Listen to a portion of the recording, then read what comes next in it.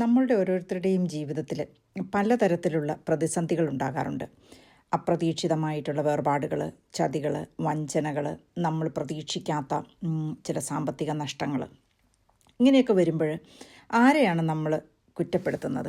പ്രത്യേകിച്ച് വളരെ പ്രാർത്ഥനയിലും വിശ്വാസത്തിലും യാതൊരു തെറ്റുകളും ചെയ്യാതെ, വളരെ ആർക്കും ഒരു ഉപദ്രവവും ചെയ്യാതെ ജീവിച്ച വ്യക്തികളുടെ ജീവിതത്തിൽ പോലും സംഭവിച്ച് കഴിയുമ്പോഴത്തേക്ക് നമ്മൾ പലപ്പോഴും പറയാറുണ്ട്, ഇത് ദൈവത്തിൻ്റെ പരീക്ഷണങ്ങളാണ്, അല്ലെങ്കിൽ ഈ കഷ്ടപ്പാട് ദൈവം അനുവദിച്ചതാണ് എന്ന് നമ്മൾ പറയും.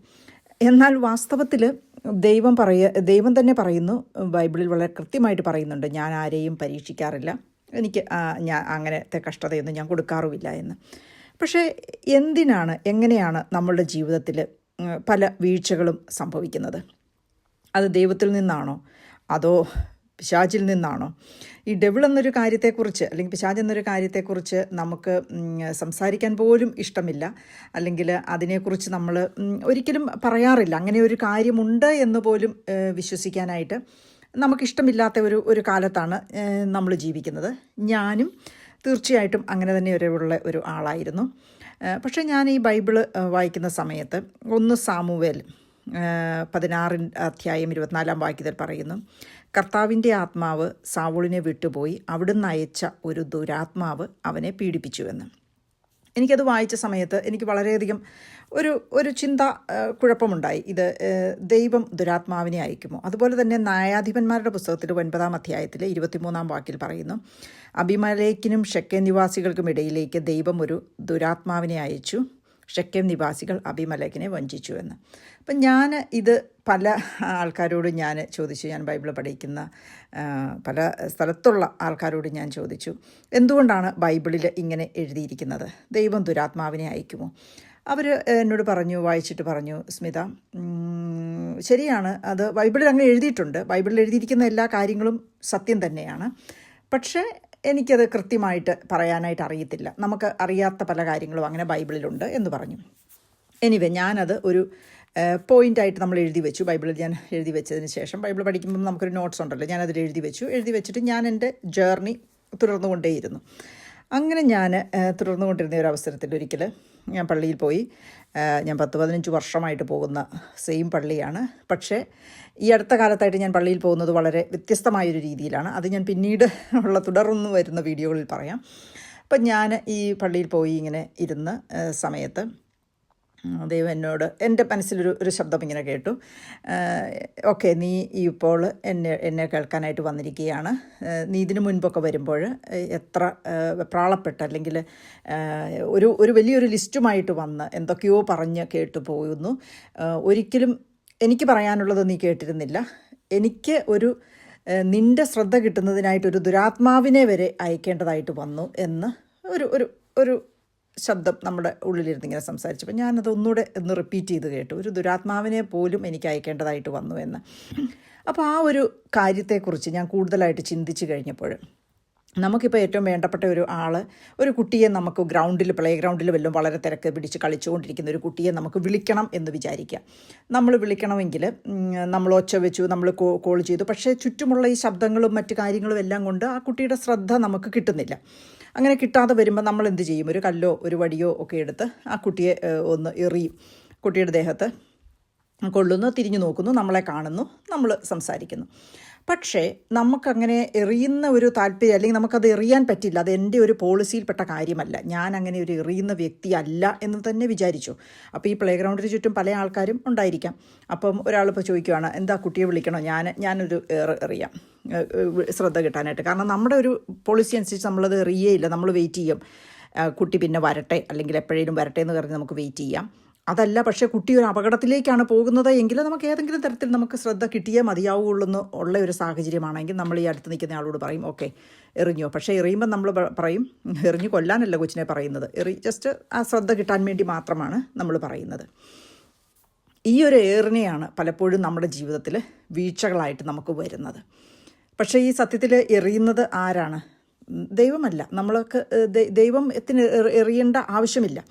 കാരണം ഈ നമ്മുടെ ശ്രദ്ധ കിട്ടാൻ വേണ്ടിയാണ്. ദൈവത്തിൻ്റെ അല്ല പ്രശ്നം നമ്മുടേതാണ്. നമ്മൾ ദൈവത്തിന് ശ്രദ്ധിക്കുന്നില്ല, നമ്മൾ കളിക്കുന്നുണ്ട്, നമ്മൾ പറയുന്നുണ്ട്, ഇതൊക്കെ ഉണ്ടെങ്കിലും ആ ഫോക്കസ് നമുക്ക് കിട്ടാത്തത് കൊണ്ടാണ് എറിയേണ്ടതായിട്ട് വന്നത്. ഇപ്പം അതുകൊണ്ട് ചോദിക്കും, അപ്പം പിശാച് എന്താണ് എറിയാനായിട്ട് ഇങ്ങനെ? പിശാച് എറിയാനായിട്ട് വളരെ റെഡിയായിട്ട് ദൈവത്തിൻ്റെ ഒപ്പം നടക്കുന്ന ആളാണ്. നമ്മളെപ്പോഴും ആലോചിക്കണം. അപ്പോൾ ജോബിൻ്റെ പുസ്തകത്തിൽ ദൈവസന്നിധിയിലേക്ക് കയറി ചെല്ലുന്ന പിശാചിനെയാണ് നമ്മൾ കാണുന്നത്.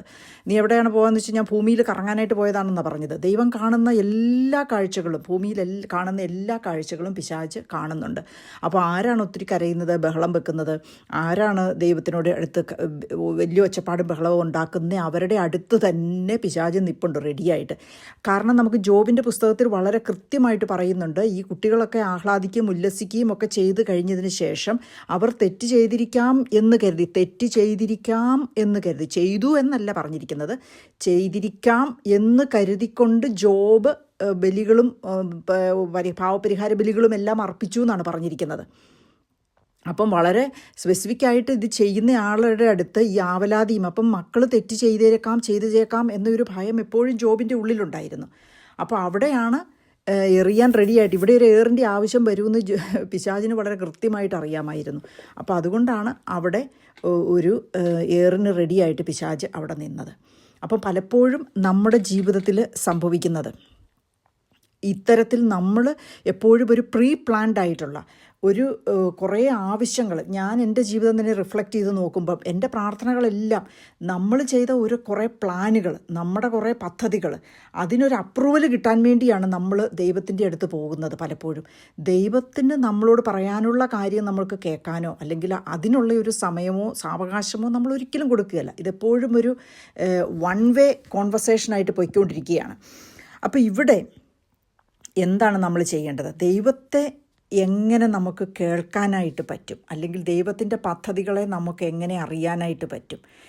ഈ എറിയുന്നത് പിശാചാണെന്ന് ഉറപ്പാണ്. പക്ഷേ നമുക്ക് ഈ പുള്ളിയെ പരിചയമില്ലാത്തതുകൊണ്ട് നമ്മൾ ഏറ് കിട്ടിക്കഴിയുമ്പോൾ നമ്മൾ തിരിഞ്ഞു നോക്കുമ്പോൾ ഒരാളെ കാണും. നമുക്ക് പരിചയം ദൈവത്തെ മാത്രമേ ഉള്ളൂ, നമുക്ക് പിശാചിനെ അറിയത്തില്ല. ദൈവം എറിയില്ല എന്ന വിശ്വാസവും നമ്മൾ പഠിപ്പിച്ചില്ല. കാരണം നമ്മളെ ചെറുപ്പത്തിൽ തൊട്ടേ പഠിപ്പിച്ചിരിക്കുന്ന ദൈവ പരീക്ഷണങ്ങളാണ്, എല്ലാ ബുദ്ധിമുട്ടും പ്രയാസവും ദൈവം തരുന്ന കഷ്ടതകളാണ്. എന്തിനാണ് ദൈവം കഷ്ടത തരുന്നത്? ദൈവം ഒരിക്കലും നമുക്ക് കഷ്ടത തരില്ല. ദൈവത്തിന് കഷ്ടത ആർക്കും തരേണ്ട ആവശ്യവുമില്ല.